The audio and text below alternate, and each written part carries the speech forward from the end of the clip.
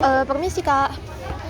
Kak, sebelumnya kami dari Fakultas Ekonomi, kami jurusan akuntansi tahun 2024. Nah, jadi kan kami ada project nih Kak, disuruh mewawancarai UMKM dan ngajarin tentang bagaimana penerapan akuntansi ini dalam kehidupan sehari-hari. Dalam contohnya kayak jualan gini. Nah, Kakak bersedia nggak Kak untuk kami wawancarai Kak? Ada waktu kosong? Iya, boleh Kak. Nah, jadi Kak,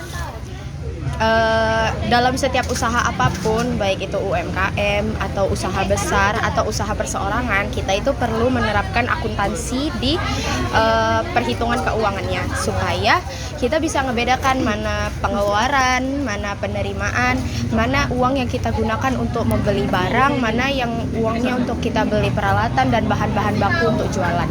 Nah, jadi yang paling dasar kita itu harus tahu persamaan dasar akuntansi. Nah, jadi di persamaan dasar akuntansi ini ada 3. Yang pertama itu ada aset, yang kedua itu ada kewajiban, dan yang ketiga itu ada harta.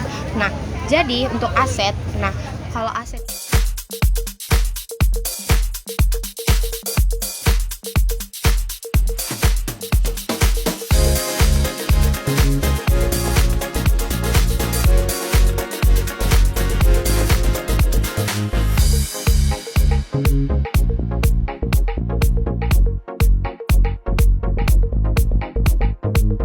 bisa dipahami. Baik, sekian dari saya. Jadi Kak, sekarang saya bakal jelasin tentang laporan keuangan. Jadi di dalam laporan keuangan itu ada 3 laporan atau tabel. Yang pertama itu ada laporan laba rugi. Nah, laporan laba rugi ini di sini tuh kita dibutuhkan, laporan laba rugi itu dibutuhkan untuk supaya kita tahu usaha kita itu untung atau rugi.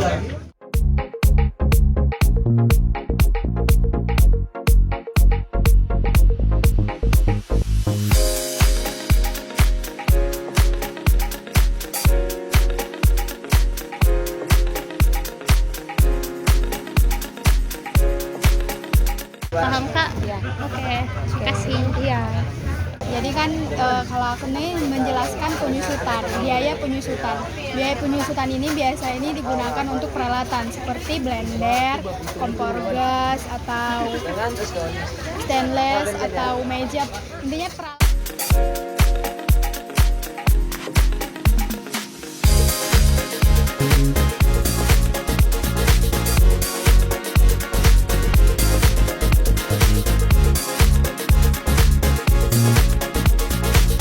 Terima kasih ya Kak. Ya, sama-sama.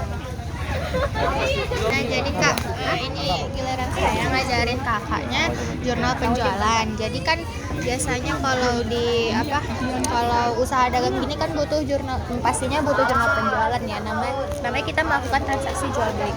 Nah, jadi caranya itu kayak gini Kak, tabelnya. Jadi ada 1, 2, 3, 4, 5, 6, 7, ada 7 kolom. Ini tanggalnya.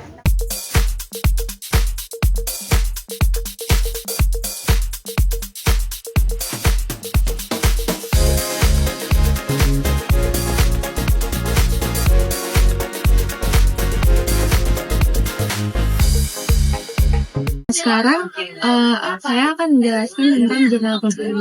Nah, misalnya ini di kolom perkiraan yang kredit itu kita isi nama yang kita beli. Maksudnya yang kita beli sama kayak PT HIJ. Nah, terus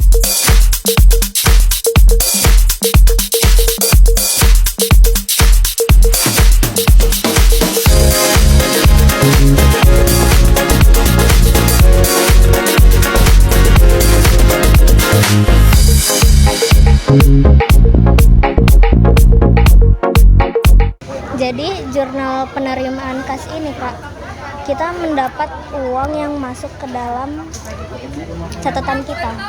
Jadi kayak misalnya uang yang dibayar secara tunai itu beda dari piutang. Kalau piutang itu kita ngutang kayak misal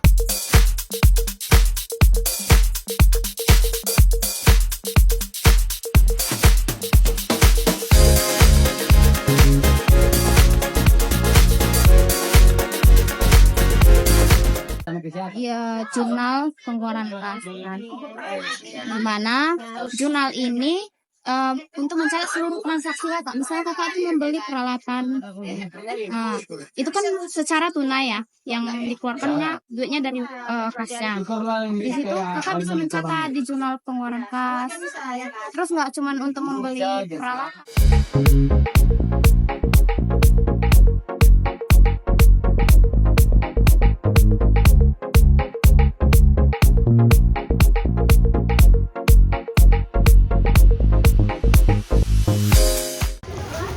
Jadi selanjutnya itu ada buku besar pembantu utang. Jadi guna buku besar pembantu utang ini untuk mencatat utang-utang kita dan mencatat pelunasan utang, kayak kita kredit barang itu kan masuk utang kita kan. Jadi nanti kita masukin ke buku besarnya. Atau pelunasan utang kalau kita bayar utang ke orang. Jadi ini contohnya sini ada dua ya, ada Toko Kasih dan CV Andika. Jadi per masing-masing toko gitu.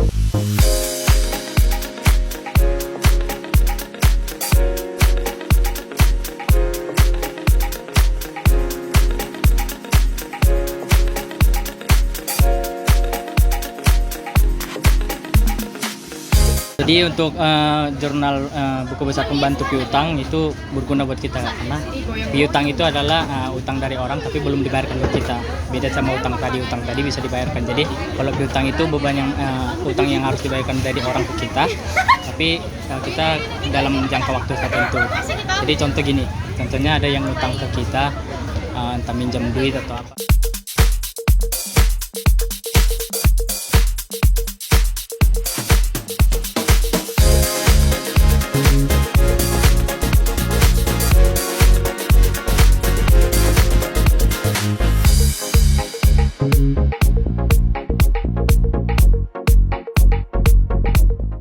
Jadi kak, sebelum kami ngajarin kakak ini akuntansi itu, gimana sebelumnya kakak dalam keuangan kakak mengelola ini itu?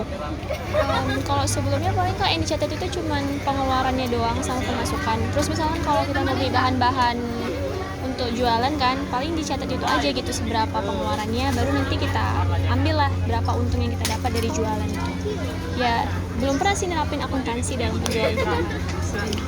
Jadi setelah kami ajarkan kakak tadi, apa udah ada yang didapat dan udah kira-kira akan diimplementasikan, akan kakak terapkan dalam usaha kakak ini? Iya, kayaknya kedepannya bakal diterapkan lagi ya, diterapkan akuntansi yang kakak ajarkan tadi, karena berguna juga kan, sangat berguna. Jadi keuangan yang keluar sama yang masuk itu lebih teratur, kita juga lebih tahu baginya kan. Bakal diterapkan sih. Oh ya, bakal diterapkan. Oke, terima kasih ya kak atas kerjasama yang baiknya.